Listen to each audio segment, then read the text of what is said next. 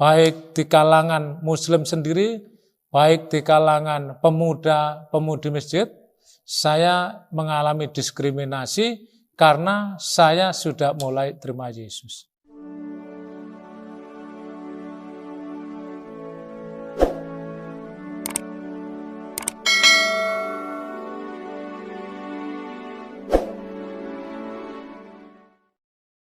Shalom, nama saya Matius Slamet Susanto.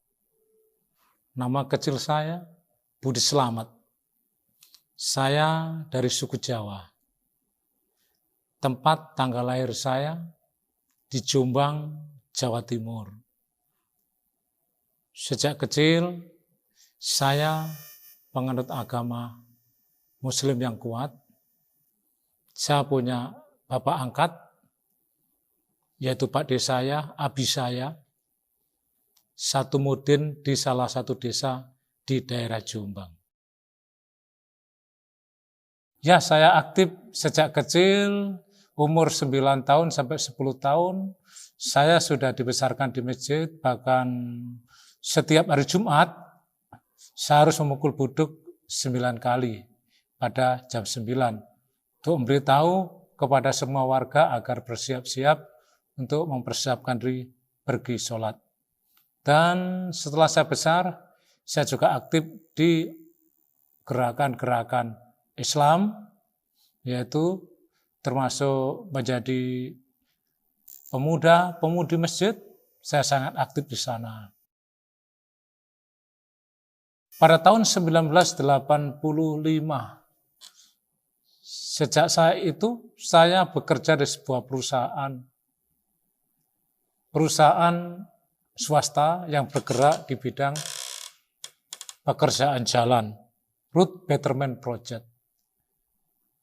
Pada waktu itu saya tidak ada yang mengajak, tapi tiba-tiba hati saya ingin sekali ketemu dengan orang Kristen atau kepingin berangkat ke gereja.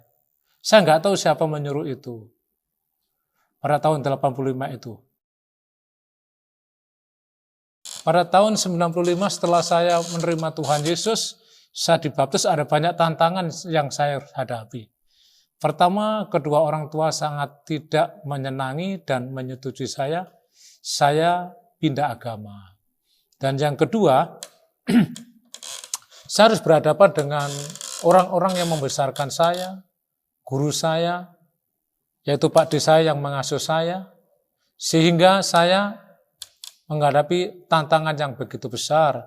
Saya ditolak, saya teraniaya, baik di kalangan Muslim sendiri, baik di kalangan pemuda-pemudi masjid, saya mengalami diskriminasi karena saya sudah mulai terima Yesus. Saya menjadi pendeta itu bukan satu pilihan. Pada suatu ketika pada tahun 1989, saya terkena satu penyakit yang namanya titanus. Karena saya bekerja salah satu perusahaan BUMN pada waktu itu, PT Nindya Karya, kontraktor civil engineering, dan jabatan saya terakhir adalah saya sebagai operator finisher. Dan di situ saya mengalami kecelakaan, kaki saya mengalami sakit. Dan akhirnya saya titanus dan saya harus diopname. Dan saya hampir meninggal. Dan pada waktu itu ada seorang pendeta yang datang kepada saya untuk mendoakan saya. Dan dia berkata, kamu harus jadi pendeta.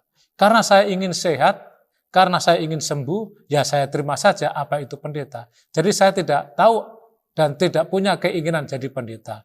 Dan pada tahun 89, yang terakhir setelah saya sembuh, saya tinggalkan semua pekerjaan saya, dan saya tinggal di sebuah gereja namanya Gereja Pantekosta di Indonesia.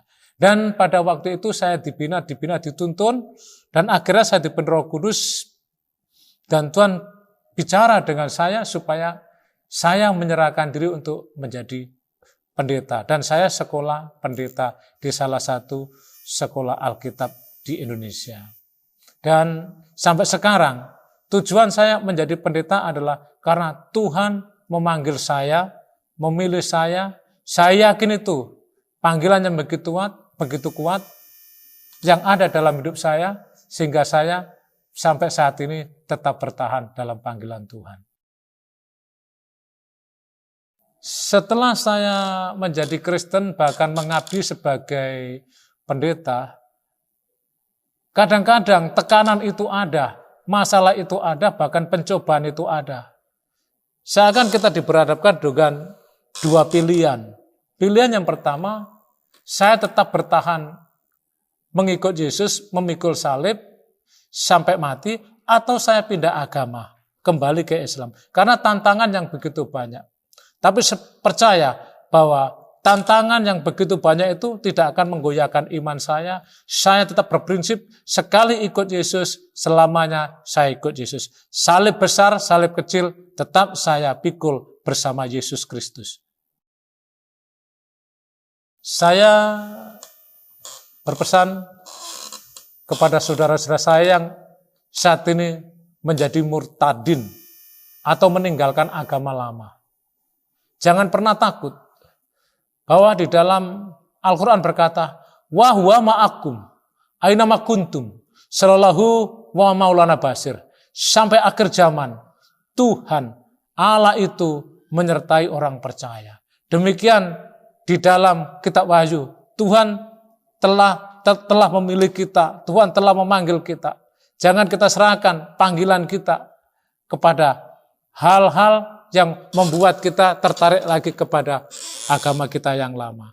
Yesus mengasihi kita. Apabila saudara ada tantangan, masalah seperti yang saya hadapi, yang harus saudara lakukan adalah saudara harus tetap yakin bahwa Yesuslah yang memilih saudara. Dalam panggilanmu, dalam suka dukamu, Yesus ada bersamamu sampai Maranatha, Tuhan datang. Baik, bagi saudaraku yang telah dipanggil untuk menjadi umat Kristen atau murtadin, dengarlah firman Tuhan. Demikian firman Tuhan yang saya akan bacakan di dalam kitab Markus 10 ayat 45. Karena anak manusia juga datang bukan untuk dilayani, melainkan untuk melayani dan untuk memberikan nyawanya menjadi tebusan bagi banyak orang. Kalau Yesus saja datang sebagai anak Allah yang hidup, sebagai juru selamat Mesias, datang untuk melayani, memberikan nyawanya bagi tebusan untuk kita semua. Kita sudah ditebus, maka satu hal yang harus kita lakukan, mari kita berikan nyawa kita kepada Tuhan untuk melayani sesama saudara kita dengan penuh kasih. Jangan takut, jangan gentar. Tuhan Yesus itu bersama dengan kita sampai akhir zaman. Haleluya. Amin.